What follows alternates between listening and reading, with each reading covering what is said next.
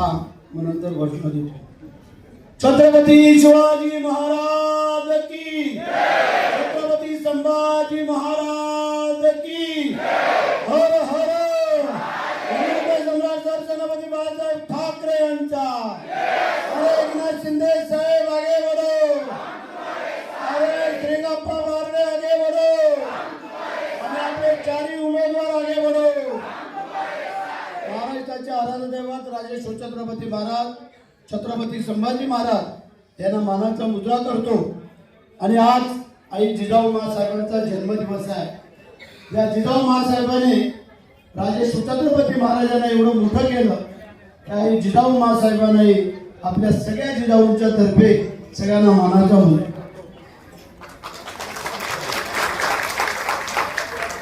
Hello, म्हणजे आज सकाळी अप्पा थोडा वेळ का झाला तर सकाळी रायगडला पाचाडला जाऊन जिजाऊ महासाहेबांच्या जयंतीचा कार्यक्रम करून आज इकडे आलेलो आहे.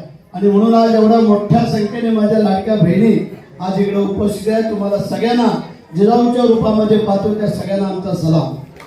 आज आपल्या मतदारसंघाचे म्हणजे पूर्ण मागे सांगितलं अर्धा खाली अर्धा वरती दोघांमध्ये वाटून घेतलेले, परंतु संसद रत्नपट्टू चा पुरस्कार 7 वेळाला रेकॉर्ड ब्रेक म्हणजे एवढा मोठा पुरस्कार मिळवणारे आपले खासदार आहेत. आणि त्यांच्या या मतदारसंघामध्ये ही निवडणूक होते आहे.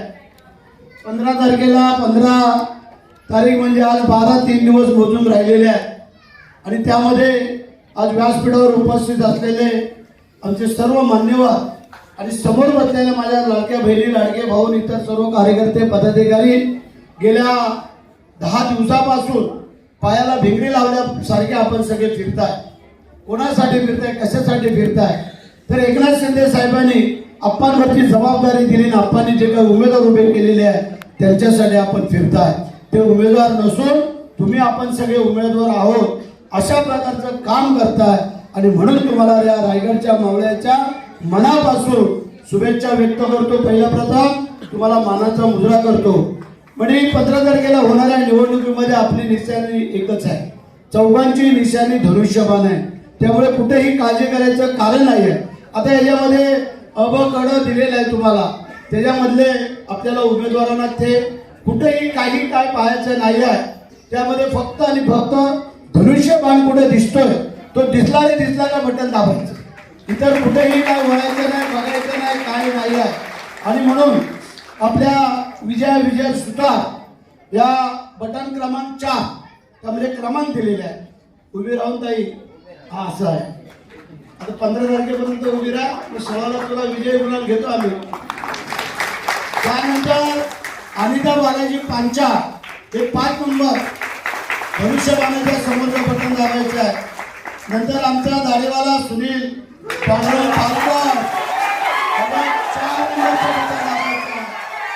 आणि ॲडव्होकेट मंगेश मच्छिंद्र नटे हे 3 नंबरचं बटन तर म्हणजे हे 4 उमेदवार आपले उभे आहेत. 4 उमेदवार बटन फक्त मशीन निशाणी फक्त एकच. आता बसा तुम्ही. म्हणजे आपण आपल्याला आता सांगितलेलं आहे. माझी विनंती की आपलं सरकार होतं तेव्हा आम्ही काय तुम्हाला देऊ शकलो. आम्ही म्हणजे आपले त्यावेळेचे मुख्यमंत्री, आताचे उपमुख्यमंत्री, तुमचे लाडके भाऊ. पहिली जर कुठली योजना आणली असेल माझ्या लाडक्या बहिणींसाठी तर कुठली माहिती आहे का? काय हो, एसटीला अर्ध तिकीट आहे का? असेल तर जोरात बोला, नसेल तर नाही सांगा. कुठेही जा महाराष्ट्रामध्ये, मग देवाच्या दर्शनाला जा, गावाकडे या, मुंबईला जा, नाही तर महाराष्ट्रामध्ये कुठेही जा एसटीला अर्ध तिकीट आहे ना. आतापर्यंत चालू आहे, लागू आहे. नंतर महत्वाची योजना दिली तुम्हाला, ते माझ्या लाडक्या बहिणींना दर महिन्याला 1500 रुपये तुमच्या खात्यामध्ये येत आहेत ना. आम्हाला कल्पना आहे ताई माई अक्का की बिचाऱ्या हॉस्पिटलला कुठं जायचं असलं तर 5-50-100 रुपये आम्हाला शेजाऱ्या पाजाऱ्याकडनं घ्यायला लागायचे. आता हक्काचे पैसे आले, माझ्या बहिणींकडे हक्काचे पैसे आले. कोणाकडं भावाकडं, वडिलांकडं, लेकीकडं, कोणाकडं मागण्याची आवश्यकता लागली नाही आहे. आणि म्हणून जो हकदार आहे तुम्ही, तो हकदार आता तुम्हाला बजवायचा आहे.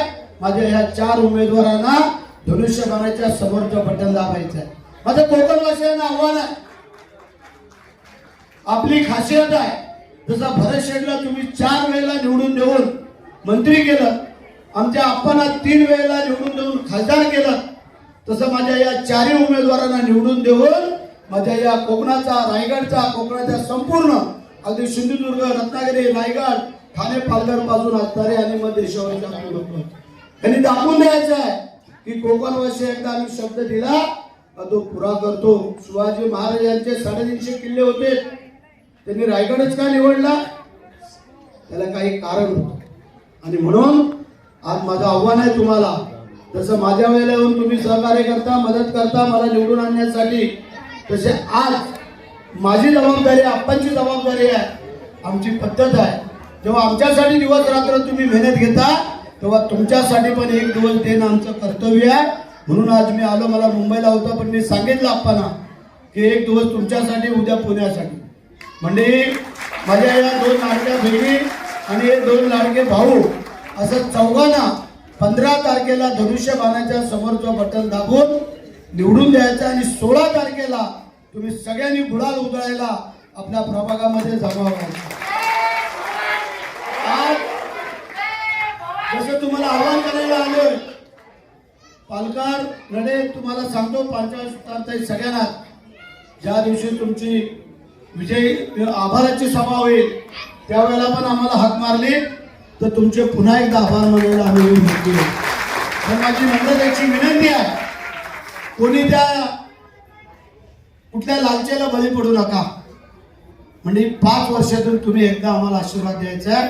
5 वर्ष आम्ही तुमचे सेवेकरी म्हणून काम करणार आहे.